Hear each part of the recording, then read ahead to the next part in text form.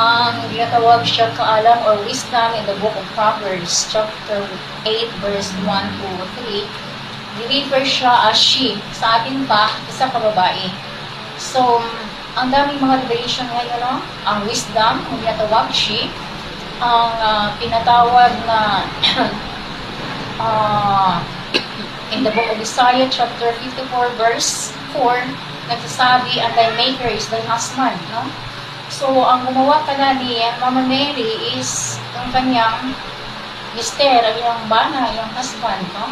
So, it is very clear to all of us na physically, andyan talaga sa Biblia. And in the book of Revelation, chapter 12, verse 1, na kung saan ay may isang babae na nagdisti og adlaw, nagdisti ng araw, no? At saka nakatapak sa buwan.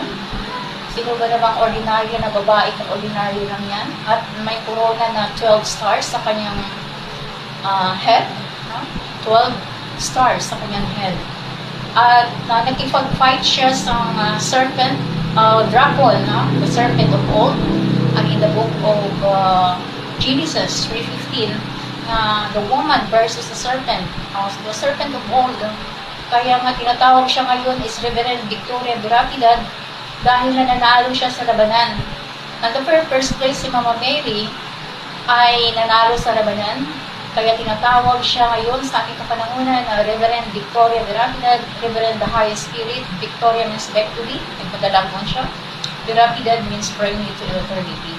Like Emmanuel, nga sinasabi nila na magpunta dito ang the only begotten Son, kaisa-isang anak ng Diyos Ama, si Jesus Christ, pero sabi nila magpangalan daw ng Emmanuel, pero ang Ginoo is very quick, no? Very wise. Kung wise ang tiyak, syempre mas wise ang Ginoo. Alam niya, no? Para dili talaga ma-stop ang lalo sang Panginoon dito sa sanglibutan ito to save the people, to save His chosen children of God.